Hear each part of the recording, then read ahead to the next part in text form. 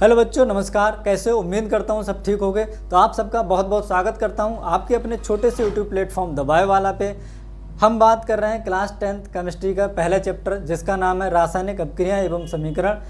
उसमें हमने पहले पढ़ लिया है रासायनिक अपक्रिया क्या होती है, रासायनिक समीकरण क्या होती है। ठीक है, आज के इस वीडियो में हम लोग बात करेंगे किसी भी रासायनिक समीकरण को आसानी से किस तरह से संतुलित कर सकते हैं। ठीक है, तो रासायनिक समीकरण को संतुलित करने की विधि के बारे में हम लोग आज जानेंगे। तो सबसे पहले यहाँ पर लिखेंगे रासायनिक समीकरण को संतुलित करना। ठीक है, किस तरह से आसान भाषा में कैसे संतुलित करेंगे वो हम लोग यहाँ पर पढ़ेंगे। ठीक है, रासायनिक समीकरण को संतुलित करना। ठीक है,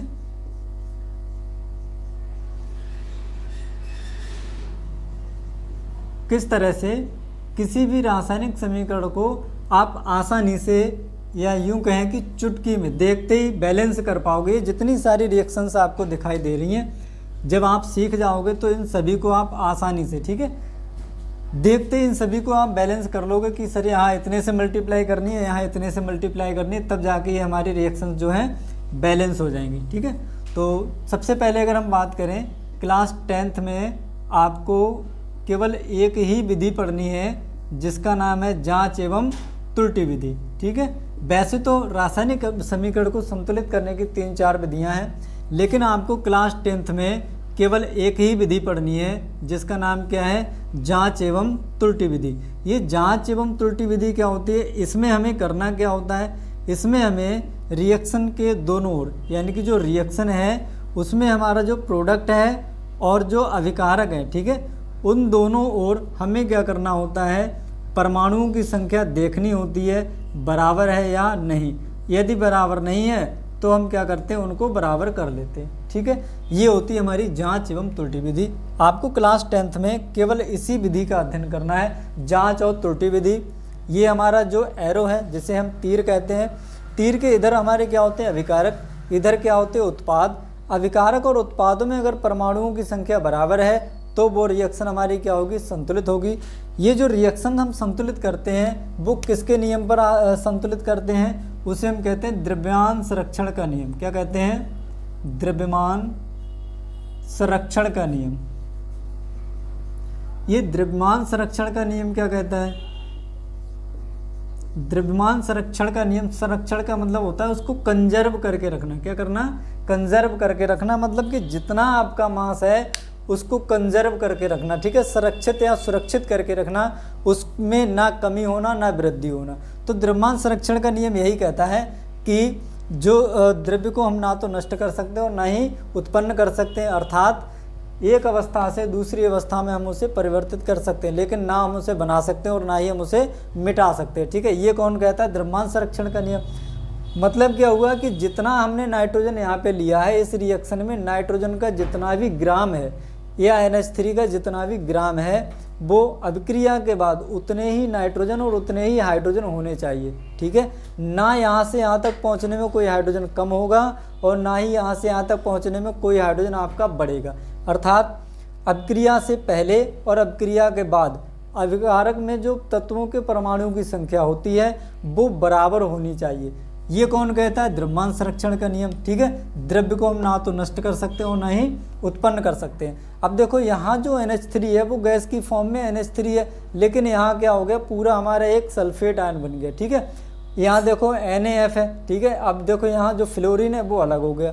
तो यहाँ फ्लोरीन किसके साथ था, सोडियम के साथ, तो फ्लोरीन सोडियम के साथ था, सोडियम फ्लोराइड, लेकिन यहाँ जो फ्लोरीन है वो अलग हो रहा है। तो फ्लोरीन यहाँ से देखो एक अवस्था से दूसरी अवस्था में चेंज हो गया है, लेकिन यहाँ एक F है, यहाँ 2 F है, यही हमें बराबर करना है। ठीक है, जब ये बराबर हो जाएगा तो उसे हम क्या कहेंगे कि वह हमारी एक बैलेंस केमिकल इक्वेशन है या संतुलित रासायनिक समीकरण है। ठीक है, तो संतुलित रासायनिक समीकरण कक्षा 10th में आपको दे रखा है। कौन सी विधि से हम इनको संतुलित करेंगे, उसका नाम है जांच एवं त्रुटि विधि। क्या करेंगे, जांच एवं त्रुटि। ठीक है, इस विधि के आधार पर हम क्या करेंगे, किसी भी केमिकल इक्वेशन को बैलेंस कर पाएंगे आसानी से। ठीक है, कैसे बैलेंस कर पाएंगे? ये जो जांच एवं त्रुटि विधि है ये कहती है कि किसी भी रासायनिक अभिक्रिया में जो हमारा परमाणु या जो हमारा तत्व है वो कम बार आया है उसको हम क्या करेंगे, पहले बैलेंस करेंगे। ठीक है, क्या करेंगे, लिखेंगे इस विधि के अनुसार, इस विधि के अनुसार, इस विधि के अनुसार रासायनिक समीकरण में कम स्थान पर, क्या लिखेंगे, कम स्थान पर आए हुए, कम स्थान पर आए हुए, यानी कि जो हमारे तत्व या परमाणु कम स्थान पर यानी कि कम बार आए होते हैं उनको हम क्या करते हैं, पहले बैलेंस करते हैं। ठीक है, कम स्थान पर आए हुए तत्वों के परमाणुओं को, ठीक है, तत्वों के, क्या कर रहे हो, परमाणुओं को सबसे पहले संतुलित करते हैं। सबसे पहले किन्हें संतुलित करेंगे, जो कम बार आया होगा या कम स्थान पर आया होगा। ठीक है, संतुलित करते हैं। ठीक, पहली बात, जो कम बार आया होगा या कम स्थान पर आया होगा उसे हम क्या करेंगे, सबसे पहले बैलेंस कर लेंगे। ठीक है, उसके बाद जो उससे अधिक बार आया होगा, ठीक है, मान लो आपका किसी रिएक्शन में Na एक बार आया है और F आपका 2 बार आया है, तो सबसे पहले क्या करेंगे, आप Na को बैलेंस करेंगे, उसके बाद F को देखेंगे, उसके बाद देखेंगे कि कोई ऐसा एलिमेंट है जो F से भी ज़्यादा बार आया है। ठीक है, तो फिर हम उसको बैलेंस करेंगे। फिर क्या कह रहा है, ठीक है, जो सबसे कम बार आता है उसको सबसे पहले संतुलित करते हैं। फिर क्या लिखेंगे, फिर उससे अधिक बार आया होता है, उससे अधिक बार आया होता है उसे संतुलित करते हैं। ठीक है, उसे संतुलित करते हैं। फिर उससे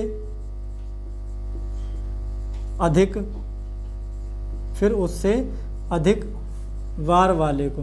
ठीक है,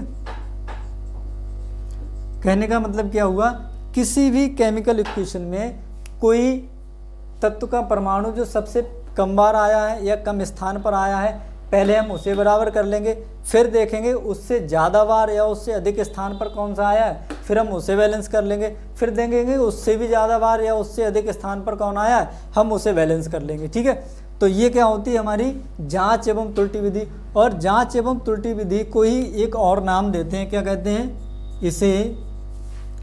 इसे अनुमान विधि। क्या कहते हैं, अनुमान विधि। ठीक है, भी कहते हैं, अनुमान विधि भी कहते हैं। अनुमान विधि क्यों कहते हैं, क्योंकि ये जो विधि है हमारी, इसमें हम अनुमान लगाते हैं। ठीक है, मान लो यहाँ पर नाइट्रोजन आपका 2 है, यहाँ पर नाइट्रोजन कितना है, 1, तो हमने अनुमान लगाया कि अगर हम यहाँ 2 से मल्टीप्लाई कर दें तो नाइट्रोजन हमारे दोनों ओर बराबर हो जाएंगे। उसके बाद हमने 2 से मल्टीप्लाई करा तो हाइड्रोजन क्या हो गया, इधर 6। अब हम ये देखते हैं कि इसमें 2 में क्या करें कि हमारा 6 हो जाए, तो हम अनुमान लगाते हैं कि इस 2 में अगर हम 3 से मल्टीप्लाई कर देंगे तो इधर भी हाइड्रोजन हमारे 6 हो जाएंगे। ठीक है, इस तरह से इसको हम क्या कहते हैं, अनुमान विधि भी कहते हैं। किस तरह से इसको बैलेंस करते हैं, करना क्या होगा आपको, सबसे पहले जो अभिकारक होते हैं, ठीक है, अभिक्रिया में तीर से पहले जो चीज़ें लिखी होती हैं वो हमारे क्या होते हैं, अभिकारक होते हैं। जैसे यहाँ पर लिखो उदाहरण के तौर पे, सबसे अच्छा उदाहरण है आपका हाइड्रोजन का प्लस नाइट्रोजन का, ये दोनों मिलकर बनाते हैं NH3। क्या बनाते हैं, NH3 बना लेते हैं। ठीक है, जिसे हम अमोनिया कहते हैं। ठीक है, तो ये तो दोनों क्या है, हमारे अभिकारक हैं। क्या है ये, अभिकारक। ठीक है, और ये हमारा क्या है, ये है हमारा उत्पाद। ठीक है, अब हमें ये देखना होता है कि अभिकारक में तत्वों के परमाणुओं की संख्या उत्पाद में तत्वों के परमाणु की संख्या के बराबर अगर है तो ठीक है, और अगर नहीं है तो बराबर करनी है। ठीक है, किस तरह से बराबर करते हैं, यहाँ देखो क्या है, H2 प्लस N2 बन रहा है हमारा क्या, NH3। ठीक है, अब देखो यहाँ हाइड्रोजन कितना है हमारे पास 2, यहाँ पर हमारे पास हाइड्रोजन कितना है 3। ठीक है, हाइड्रोजन कितना है 2 और यहाँ कितना है हमारे पास 3। क्या करें, क्या इस 3 को 2 बनाया जा सकता है, क्या इस 2 को 3 बनाया जा सकता है? इस 2 को तो 3 नहीं बनाया जा सकता है किसी भी हाल में। 2 को 4 बनाया जा सकता है, पर यहाँ 4 नहीं बनाया जा सकता है। 2 को 6 बनाया जा सकता है 3 से मल्टीप्लाई करके, इसमें भी 2 से मल्टीप्लाई करके इसे 3 बनाया जा सकता है। मतलब अगर हम इसमें 2 से और इसमें 3 से मल्टीप्लाई कर दें तो इधर भी 6 हाइड्रोजन हो जाएंगे, इधर भी हो जाएंगे। ठीक है, तो देखें इसमें हमने करा कितने से, 3 से कितने हो गए हाइड्रोजन 6, इसमें हमने करा 2 से हाइड्रोजन कितने हो गए हमारे 6, हाइड्रोजन बराबर हो गए। ठीक है, तो ऐसा करने के लिए मैंने यहाँ पे 3 से कर दिया और यहाँ पे कितने से कर दिया, 2 से कर दिया। ठीक, अब 2 से मल्टीप्लाई किया, हाइड्रोजन बराबर हो गए, लेकिन नाइट्रोजन यहाँ कितने हो गए, 2 हो गए, और यहाँ पर कितने हैं, यहाँ पर है हमारे 2। ठीक है, तो नाइट्रोजन भी स्वयं बराबर हो गए। नाइट्रोजन कैसे हो गए, खुद से बराबर हो गए। अब इस अभिक्रिया में लेफ्ट हैंड साइड और राइट हैंड साइड, ठीक है, ये लेफ्ट हैंड साइड है, ये राइट हैंड साइड है, जब भी देखेंगे तो ऐसे खड़े होंगे। ठीक है, ये लेफ्ट हैंड साइड, ये राइट हैंड साइड, यानी कि RHS और LHS और RHS दोनों ओर अभिक्रिया में भाग लेने वाले तत्वों के परमाणु की संख्या कैसी है, बराबर है। अर्थात ये जो हमारी समीकरण है वो कैसी है, एक बैलेंस समीकरण है। ठीक है, तो इसे हम कहेंगे ये संतुलित रासायनिक समीकरण है। ठीक है, ये कुछ एग्जाम्पल दे रखे हैं, इसी आधार पर या इसी तरह से इनको हम क्या करेंगे, बैलेंस करेंगे। इनको बैलेंस करने से पहले आपको कुछ चीज़ें जाननी होंगी, किस तरह से हम इनको आसानी से बैलेंस कर पाएंगे। ठीक है, तो ये नोट कर लेंगे आप। अब हम बात करेंगे किसी भी रासायनिक समीकरण को बैलेंस करने के लिए हमें क्या पता होना चाहिए। ठीक है, अगर आपको ये चीज़ें पता हैं तो आप किसी भी रासायनिक समीकरण को बहुत ही आसानी से, या यूं कह लो कि देखते ही किसी भी रासायनिक समीकरण को आप बैलेंस कर पाओगे। ठीक है, तो जैसे अभी हमने देखा था H2 प्लस N2 और यहाँ बनता है हमारा NH3। क्या बनता है, NH3। इसको बैलेंस करने के लिए सबसे पहले आप क्या करेंगे, इस तरह से एक रफली डायग्राम बना लेंगे। ठीक है, ये वो विधि है जैसे आपको पता नहीं है, मतलब आप स्टार्टिंग कर रहे हैं। ठीक है, बिगिनर्स हैं, रिएक्शन बनाना आपको नहीं आता है तो आप इस तरह से बनाएंगे। जब आप ये तरीका सीख जाएंगे फिर आप इसको बिल्कुल भी इस्तेमाल नहीं करेंगे, केवल रिएक्शन देखेंगे और सीधे आप बैलेंस कर देंगे। ठीक है, तो पहले क्या करना है आपको, शुरू में यहाँ लिखना है अभिकारक। ठीक है, क्या लिखेंगे, अभिकारक तत्व, अभिकारक तत्व, यानी कि अभिकारक में कितने तत्व भाग ले रहे हैं वो हम यहाँ लिखेंगे। यहाँ लिखेंगे हम उत्पाद तत्व, उत्पाद में कौन कौन से तत्व हैं वो हम यहाँ पर लिखेंगे। ठीक है, तो अभिकारक में हमारे कौन कौन से तत्व भाग ले रहे हैं, एक तो हाइड्रोजन ले रहा है। ठीक है, H2 कितना है, 1 है। नाइट्रोजन यानी कि N2 भी भाग ले रहा है, कितना है हमारा, सॉरी 2 है ना, 2 हाइड्रोजन है और 2 ही क्या है हमारे पास, नाइट्रोजन। यहाँ देखो हाइड्रोजन हमारे पास कितना है, यहाँ 3 है, और यहाँ नाइट्रोजन N बराबर कितना है हमारे पास, 1 है। सबसे पहले आप क्या करेंगे, ये लिख लेंगे। अगर इस तरह की बड़ी इक्वेशन है तो पहले इधर लिखेंगे Al कितना है 1, फिर लिखेंगे Br कितना है 3, फिर लिखेंगे K कितना है 2, फिर लिखेंगे SO4 कितना है 1। ठीक है, तो सबको लाइन से लिख लेंगे इधर वालों को, फिर उधर वाला लिखेंगे। यहाँ K कितना है 1, Br कितना है 1, Al कितना है 2, SO4 कितने हैं 3। ठीक है, सबको लाइन से लिख लेंगे। अब करेंगे क्या, देखो यहाँ हाइड्रोजन कितना है 2 और यहाँ हाइड्रोजन कितना है 3। क्या 2 को 3 बनाया जा सकता है, नहीं बनाया जा सकता है। 2 को अगर मैं 2 से मल्टीप्लाई कर दूं तो कितना हो जाएगा, 4। अब इसको 4 नहीं बनाया जा सकता है। ठीक है, 2 को अगर आप 3 से मल्टीप्लाई करेंगे, 2 को हम 3 से मल्टीप्लाई करेंगे तो कितना हो जाएगा, 6। इस 3 में अगर हम 2 से करेंगे तो कितना हो जाएगा, 6। यानी कि इस वाले हाइड्रोजन में, अभिकारक वाले में हम 3 से मल्टीप्लाई करके देख लेंगे, इसमें हम कितने से कर लेंगे, 2 से कर लेंगे। ठीक है, हो सकता है बराबर हो जाए। तो यहाँ मैंने 3 में कितने से कर दी, 2 से, और यहाँ 2 वाले में कितने से कर दी, 3 से। तो यहाँ कितने हो गए भी, 6 हाइड्रोजन, और यहाँ पर भी हाइड्रोजन कितने हो गए, 6।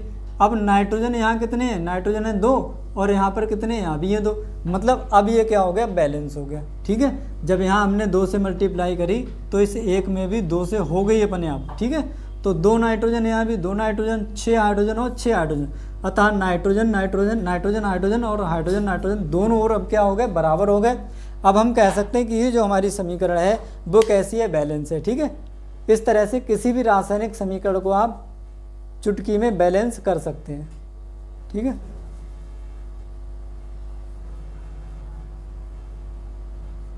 चलिए अब कुछ एग्जाम्पल हैं, इनको हम क्या करेंगे, बैलेंस करेंगे। ठीक है,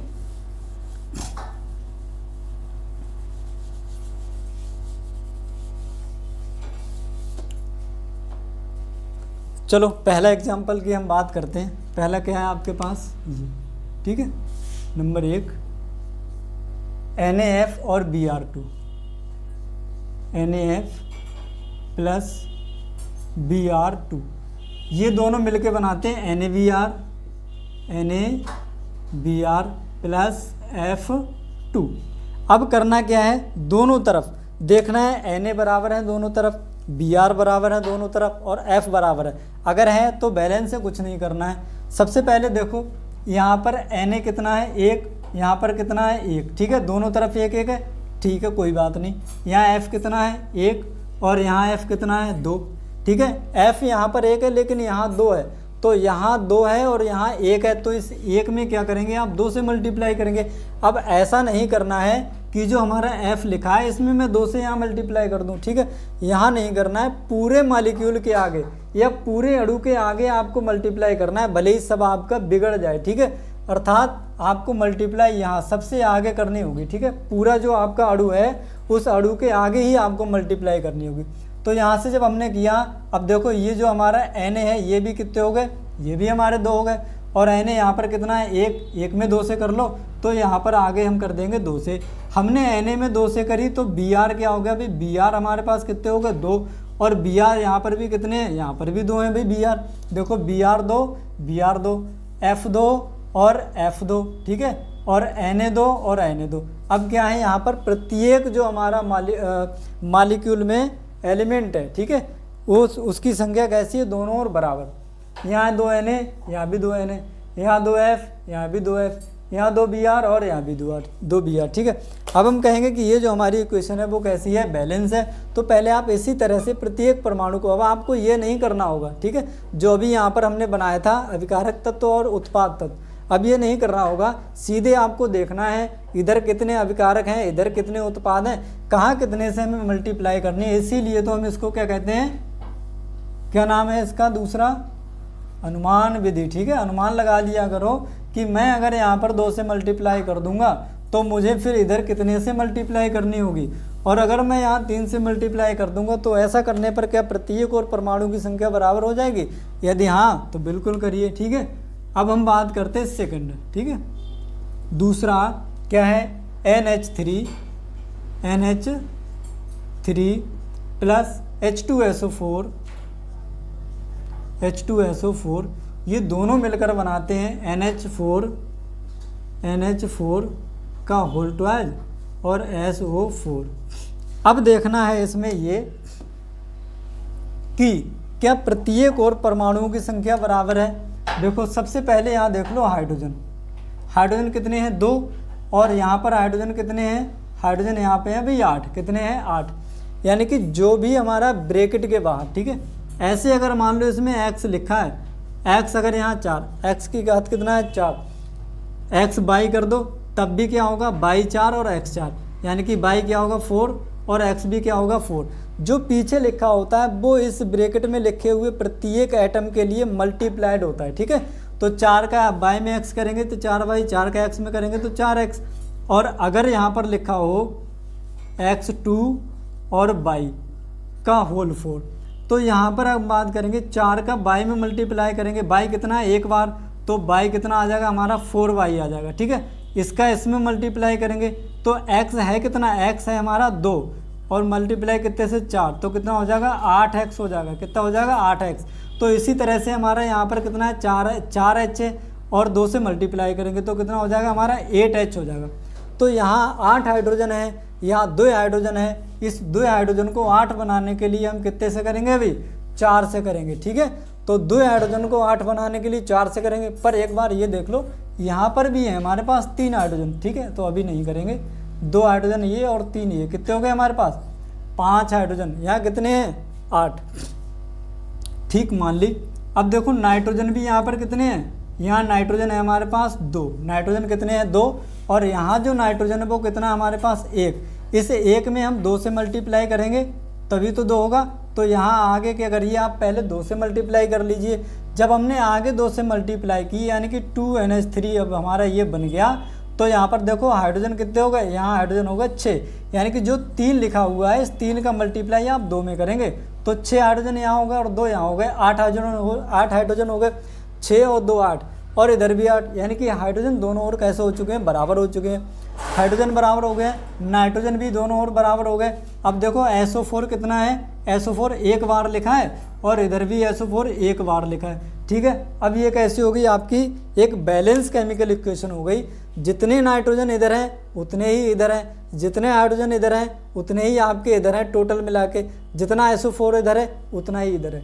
ठीक है, अब हम कहेंगे कि ये हमारी जो रिएक्शन है वो कैसी है, बैलेंस है। ठीक है, तो ये बैलेंस इक्वेशन हो गई। इसी तरह से आप क्या करेंगे, सबके नीचे आप पेंसिल से पहले लिख लेंगे रफली, उसके बाद क्या करेंगे, उसको मिटा देंगे। ठीक है, अनुमान लगाने के लिए आपको लिखना पड़ेगा। ठीक है,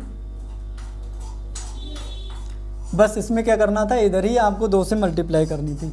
ठीक, अब बात करेंगे इसकी तीसरा पॉइंट।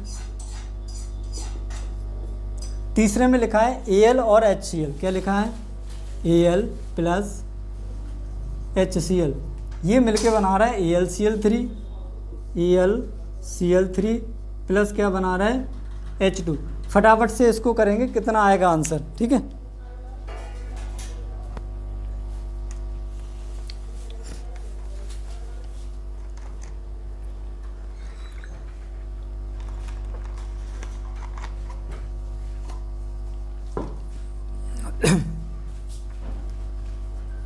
इसका आंसर क्या आएगा, आंसर मतलब कहाँ कितने से आपको मल्टीप्लाई करनी है। ठीक है, तो यहाँ पर कितना है, Al है 1 और यहाँ पर भी कितना है 1।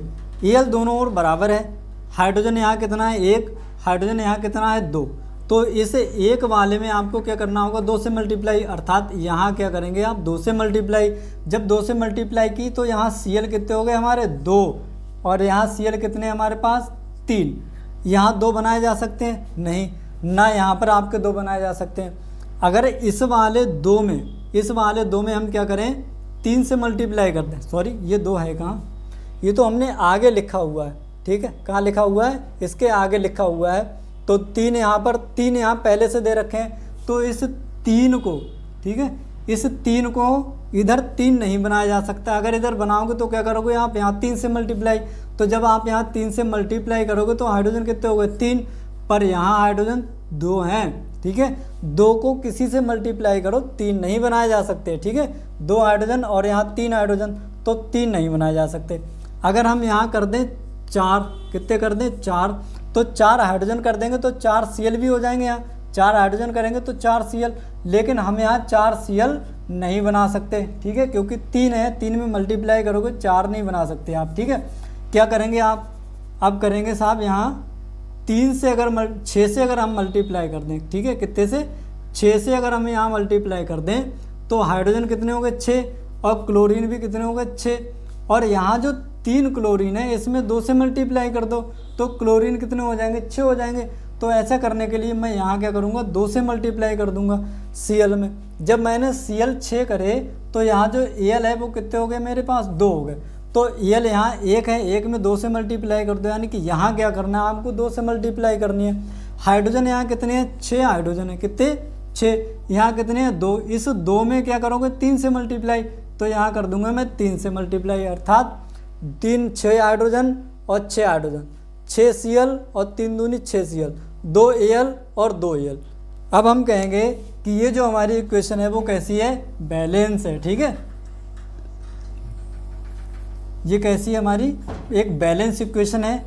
इसके बाद इसकी बारी आती है CH4 है और O2 है। क्या लिखा हुआ है, 4th पॉइंट है आपका CH4 प्लस O2, ठीक है, इसको आगे लिखो। ये दोनों मिलकर बनाते हैं क्या, ये बनाते हैं CO2 प्लस H2O। अब क्या करना है, इसमें भी आपको ये देखना है कि प्रत्येक ओर यानी कि दाईं ओर और बाईं ओर परमाणु की संख्या बराबर है तो ठीक है, और अगर नहीं है तो क्या करेंगे आप बराबर कर लेंगे, ठीक है।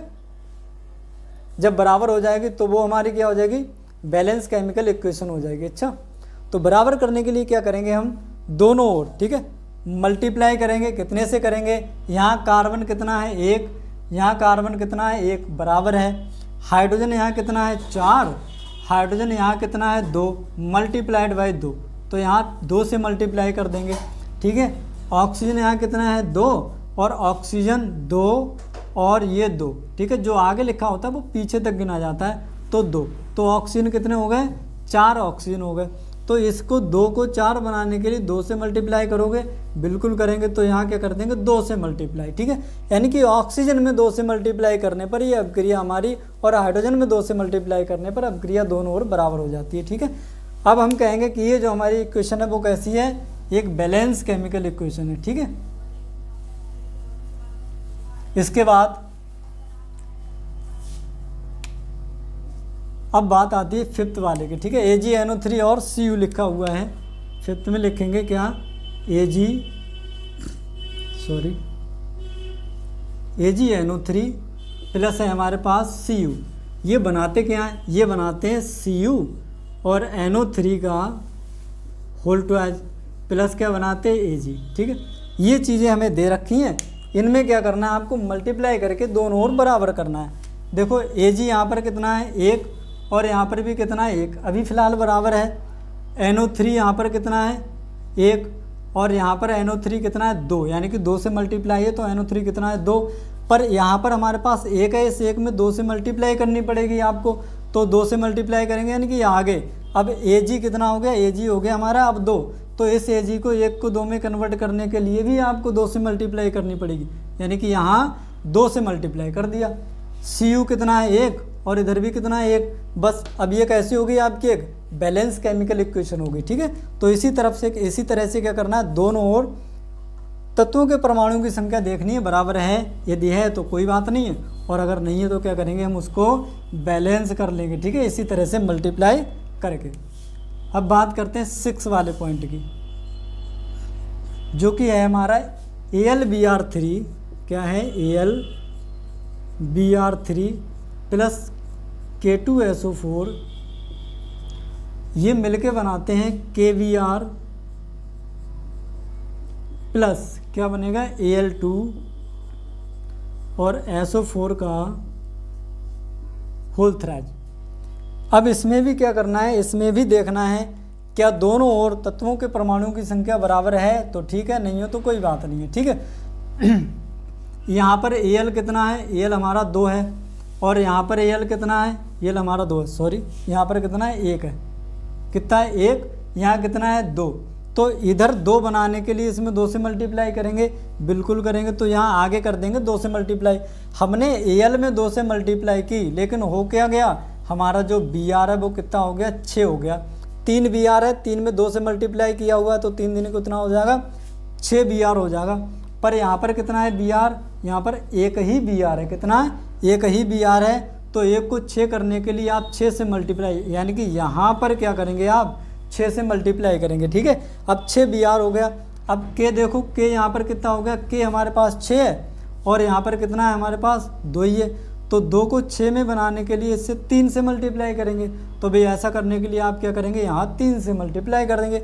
जब हमने K2 को बराबर किया इसके, तो हुआ क्या, K2 को बराबर करते करते ये जो हमारा SO4 है, ठीक है, ये SO4 है, ये कितना हो गया 3 बार, ठीक है, यानी कि SO4 कितनी बार हो गया 3 बार। और इधर भी SO4 का हमारा होल थ्राइज है, यानी कि अर्थात SO4 का होल थ्राइज, SO4 3 बार इधर भी है और SO4 3 बार आपका इधर भी हो गया। अब देखो इसमें प्रत्येक परमाणु दोनों ओर कैसा हो रहा होगा, बराबर हो रहा होगा। ये भी हमारी कैसी हो गई, एक वैलेंस केमिकल इक्वेशन हो गई, ठीक है।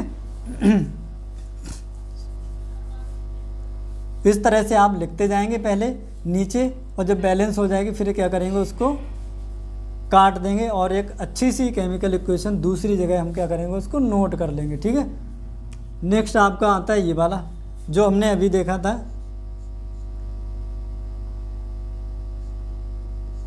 नाइट्रोजन और हाइड्रोजन क्या है, N2 प्लस H2, ये दोनों मिलकर बनाते हैं NH3। तो NH3 बना रहे हैं, देखना है दोनों तरफ नाइट्रोजन और हाइड्रोजन के परमाणु बराबर है। यहाँ नाइट्रोजन कितने हैं भाई, नाइट्रोजन है 2 और यहाँ नाइट्रोजन कितना है 1। इस 1 को 2 बनाने के लिए पहली बात तो नाइट्रोजन के आगे 2 से मल्टीप्लाई करनी पड़ेगी, तो क्या कर देंगे, कर देंगे भाई। ठीक है, हमने 2 से मल्टीप्लाई की नाइट्रोजन के आगे, नाइट्रोजन तो बराबर हो गया। ठीक है, इधर और उधर हुआ क्या, ये 2 से मल्टीप्लाई करते ही इसमें जो हमका हाइड्रोजन है वो कितना हो गया, 6 हो गया। 3 हाइड्रोजन है, 3 का मल्टीप्लाई किया कितना हो गया, 6 हाइड्रोजन। अब इधर भी 6 भाई, इधर है कितना 2, 2 में क्या करें 3 से मल्टीप्लाई कर दो सर, 6 हो जाएगा। तो बिल्कुल क्या करेंगे, यहाँ 3 से मल्टीप्लाई करेंगे, 6 हाइड्रोजन इधर हो गया, 6 हाइड्रोजन इधर, 2 नाइट्रोजन इधर, 2 नाइट्रोजन इधर। अब हम कहेंगे कि ये जो हमारी इक्वेशन है वो कैसी है, बैलेंस केमिकल इक्वेशन है। ठीक है, इस तरह से प्रत्येक एटम के नीचे आप लिख लेंगे। अब क्या करेंगे आप, जो अभी हमने पहले इस तरह से अभिकारक और उत्पाद बनाए थे वो आपको बनाने की ज़रूरत नहीं पड़ेगी। ठीक है, आप अनुमान लगाइए और ये देखिए कि कहाँ पर कितने से हमें मल्टीप्लाई करनी है, जिससे कि दोनों ओर प्रत्येक परमाणु की संख्या बराबर हो जाए। ठीक, अब बात करते हैं इसकी। ठीक है, ये अर्थ पॉइंट क्या लिखा हुआ है, HCN क्या है आपका, HCN प्लस CuSO4,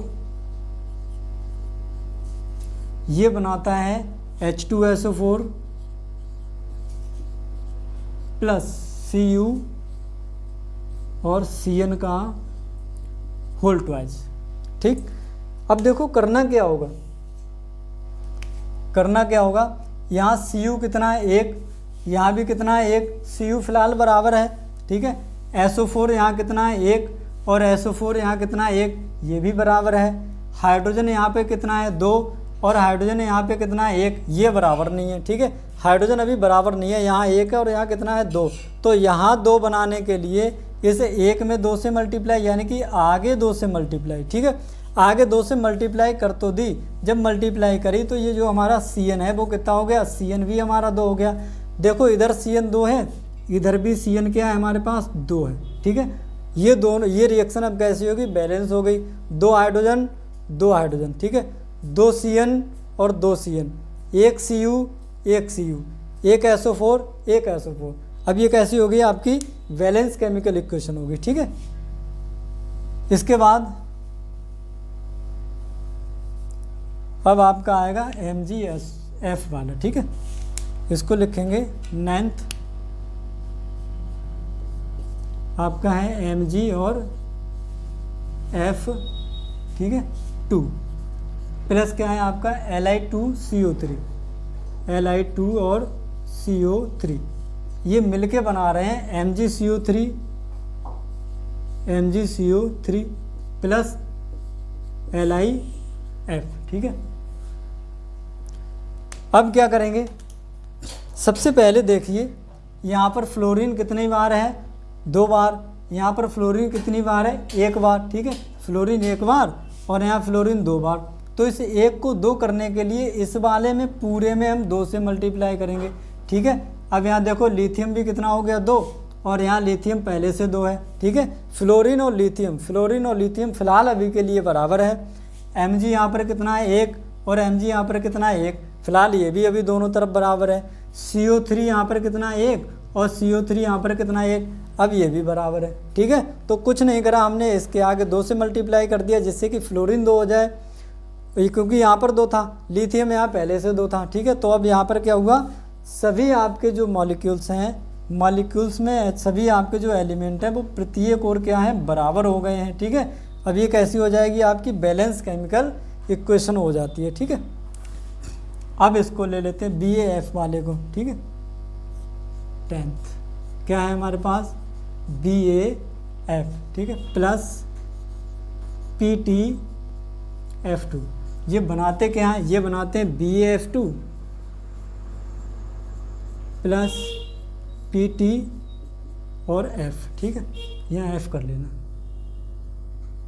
PTF करेंगे क्या आप, बस वैसे ही देखना है। यहाँ बी ए कितना 1 और यहाँ बी ए कितना 1, यहाँ फ्लोरीन कितना 1 और 2, कितने हो गए फ्लोरीन 1 और 2, 3 फ्लोरीन हो गए।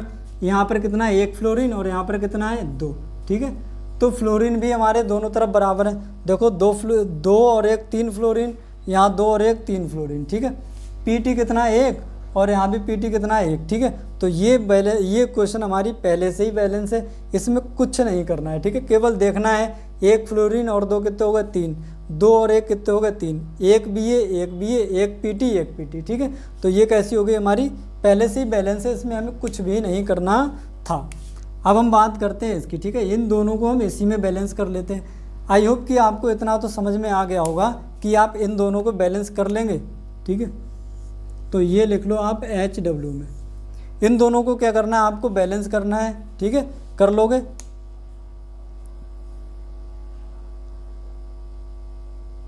चलो देख लो, ठीक है।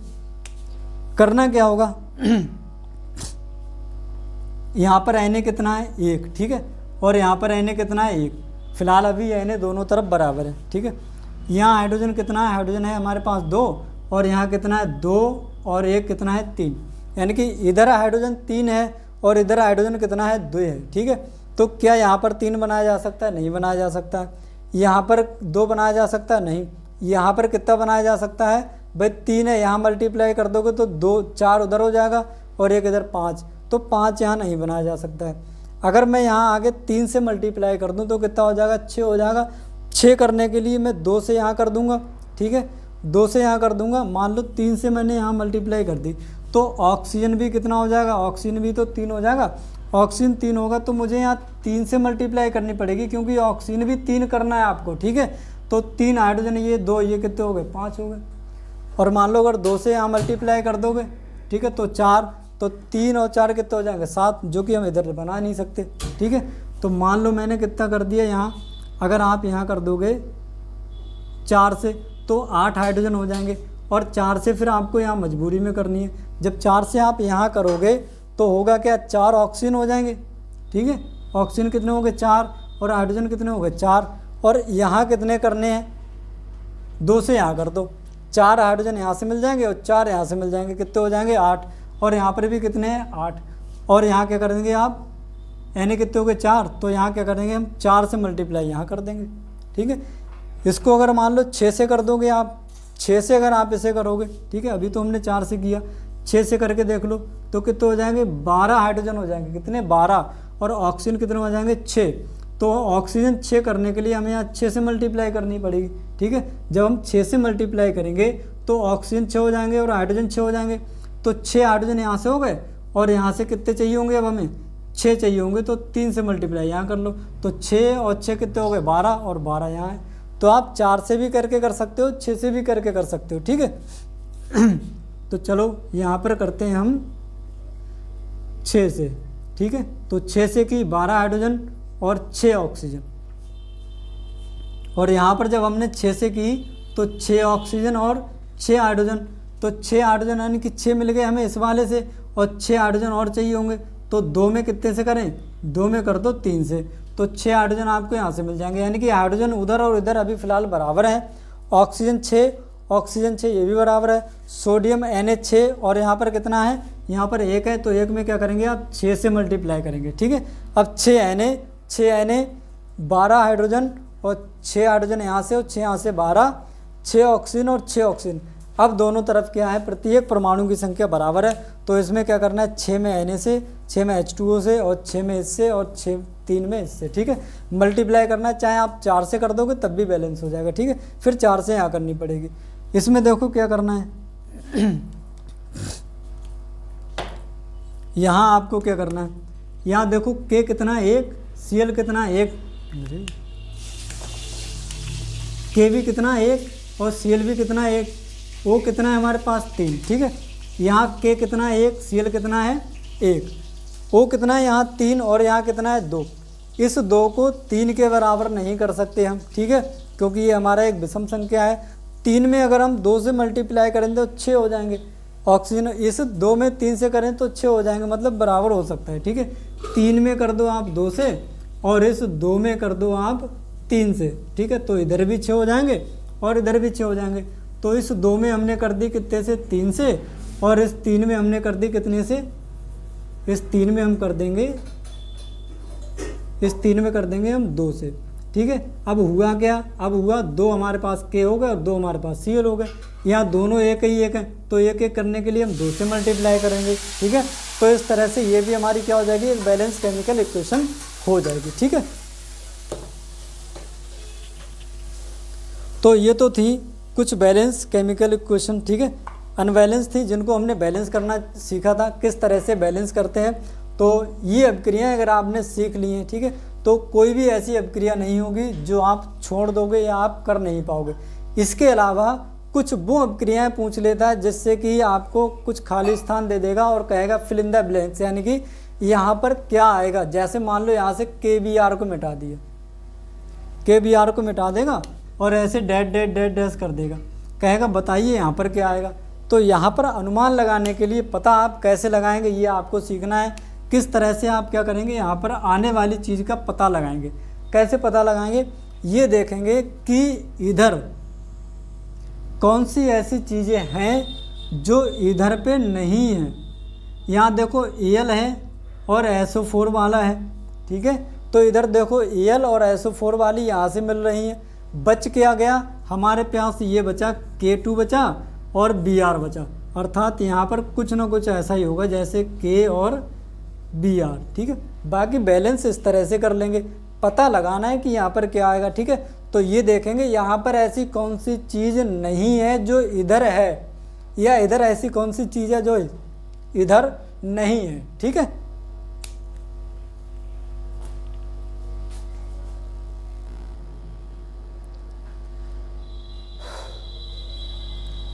ठीक है, तो ये अभिक्रियाएं आपको समझ में आ गई होंगी। किसी भी बैलेंस अभिक्रिया, किसी भी अनबैलेंस अभिक्रिया को कैसे बैलेंस करते हैं, और अगर ये खाली स्थान कहीं पे दे रखा है तो उसे कैसे भरते हैं। मान लो इसने ये वाला मिटा दिया, ठीक है, BA मिटा दिया और यहाँ ऐसे कर दिया डैट डैट डैट, बताओ क्या भरोगे। तो देखना ये है कि यहाँ पर ऐसी कौन सी चीज़ नहीं है जो यहाँ पर है, ठीक है। तो यहाँ देखो F है, इधर भी है, ठीक है, PT है, इधर भी है, देखो BA इधर है लेकिन यहाँ नहीं है। तो यहाँ क्या करेंगे, बच्ची जगह में हम BA लिख देंगे, ठीक है।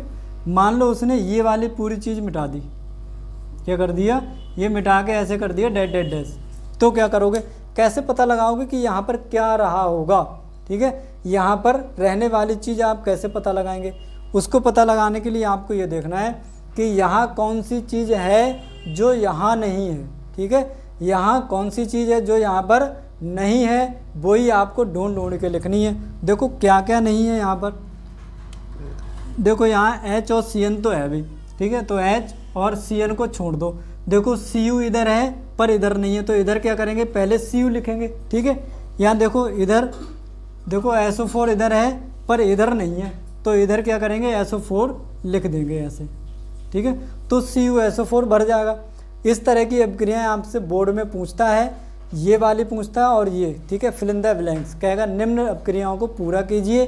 तो अगर आपने इसको एक बार अच्छे से देख लिया, रिवीजन कर लिया, तो किसी भी तरह की रासायनिक अभिक्रिया को आप छोड़ के नहीं आओगे, चाहे वो पूरी करने वाली हो या बैलेंस करने वाली हो, ठीक है। अब कुछ एग्जाम्पल आप घर से करेंगे बैठ के, ठीक है।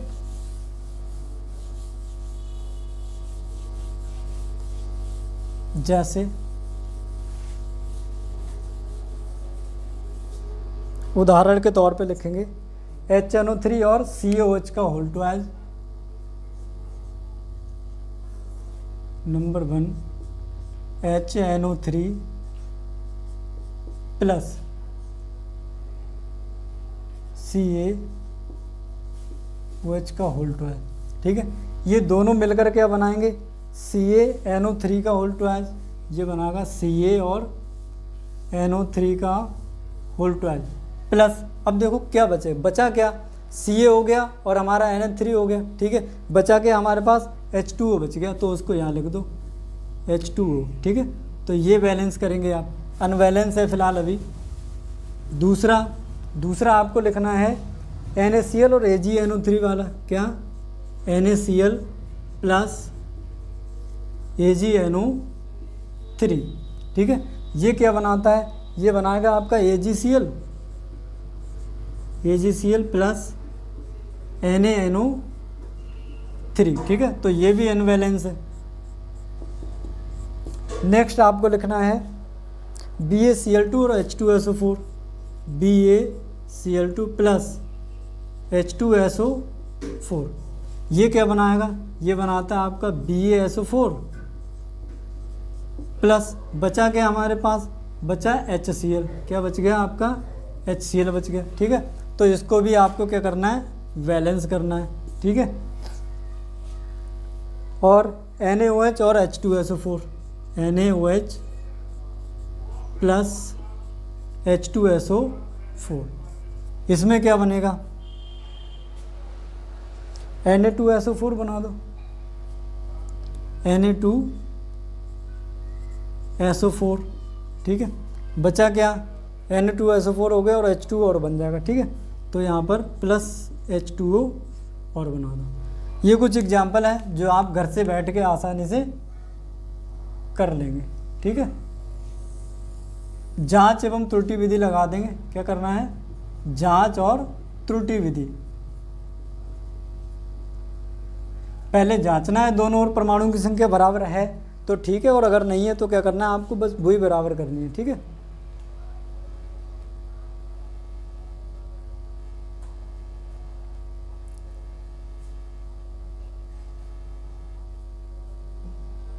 तो बस इस वीडियो में केवल हम इतना ही पढ़ेंगे। इसके बाद हम पढ़ेंगे रासायनिक अपक्रिया, मतलब रासायनिक अपक्रिया के बारे में हमने पहले पढ़ लिया कि रासायनिक अपक्रिया आपकी होती क्या है और रासायनिक समीकरण क्या होती है, उसको कैसे बैलेंस करते हैं, ये हमने अब जाना था। इसके बाद रासायनिक अपक्रियाओं के प्रकार पढ़ेंगे, कितने प्रकार की होती हैं। उसके बाद हम पढ़ेंगे संक्षारण हो गया आपका, विकृत गंधता हो गया। इस वाले चैप्टर से, पहले चैप्टर से रासायनिक अपक्रियाओं के प्रकार आपका 4 या 5 नंबर का पूछा जाता है। व्याख्या कीजिए, 6-7 प्रकार की हैं, ठीक है। मोस्टली 5 प्रकार की होती हैं, उनमें से भी आपको 2-1 दे देगा, ठीक है। नाम लिख देगा, संयोजन अपक्रिया बताइए, वियोजन अपक्रिया बताइए, द्विविस्थापन बताइए, एकल विस्थापन बताइए, ठीक है।